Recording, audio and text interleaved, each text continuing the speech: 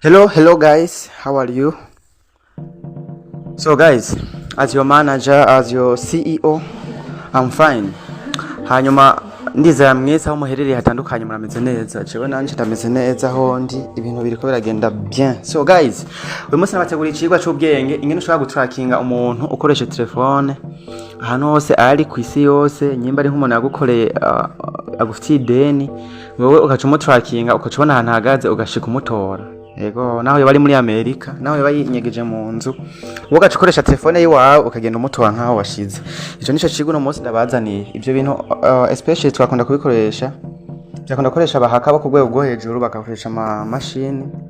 Ubundi bagakoresha abantu bari muri government bafata inkozi z'ibibi, ariko iki kigo ndakibazaniye ngo dukoreshe telefone. Ikintu rero kimwe ndabasaba, nyimba uri mushasha, nanzo je muri Facebook yawe, ucuja hano uronderera ibintu, uca wandika ijambo New Life ni jambo limwe studio bugenyutsi, ucugira nkuko waza kubona ahantu handitse aha suivre cyangwa se follow.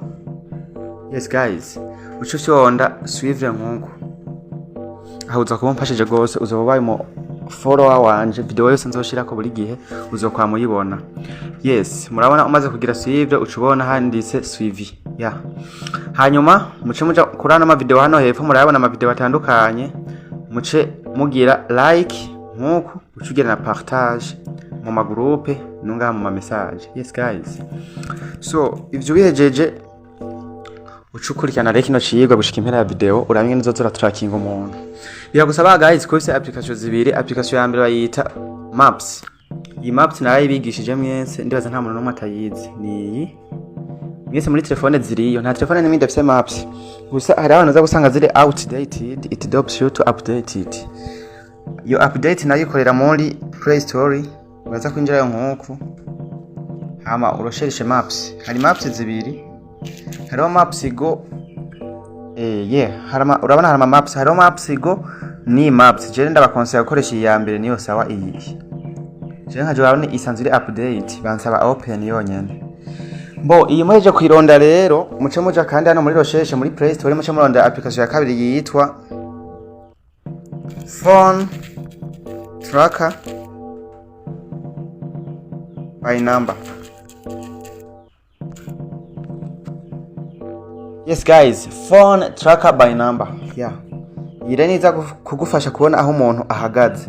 Ucuza ngaha nkuko, urabona ngaha guys, ucuza ngaha nkuko.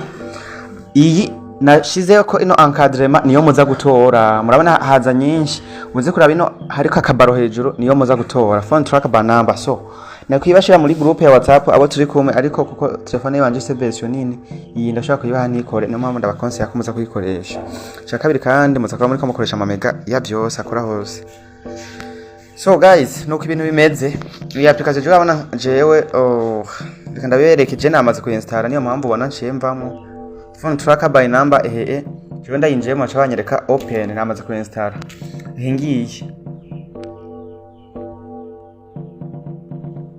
Ngiyi guys, ngiyi. So maze kuyitora uko cyanda yinjiramo nkuko,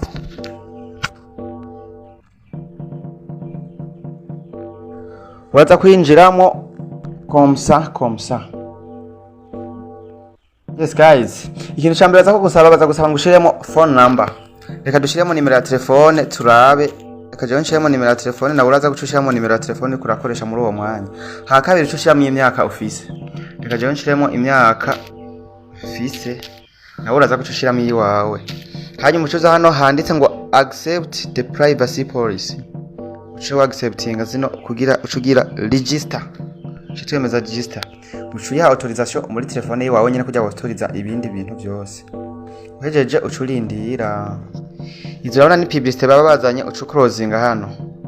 Yes guys, bo twamaze gushika rero muri application nyezina. Application yakisha nkuko. Ikintu rero kihari, ubuza gushosha kuri kano kantu ka kabiri. Akano ka kabiri guys, ahanditse ngo send an invitation.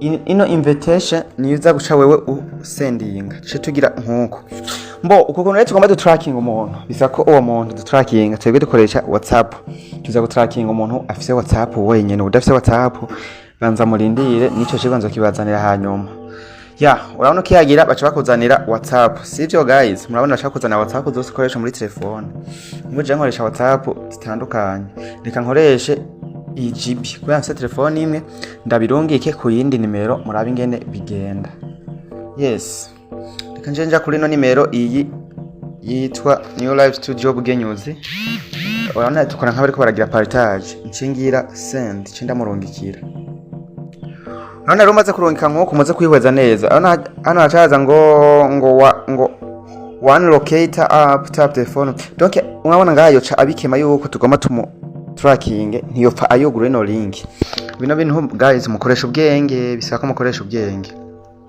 ikintu cyari sikindi ikintu cyari wowe ucuza hano uce dufata bino bintu byose bitangura sivyo duhere kugira ngo hazigare kano ka link konyene murabizi yuko link ihera hano handitse https so hano duhera https niyo link ucuza hano yepfo ushushira kuraza hari abantu bahaye link batapfa bayuguruye ucokoresha ubwenge rero wewe ucokoresha nk'ubwenge nko ngaho ucuza ucumubwira uti sivyo guys ucugira nk'akantu nkuko kugira aze kuyugurura nyene no link ucugira akantu nkuko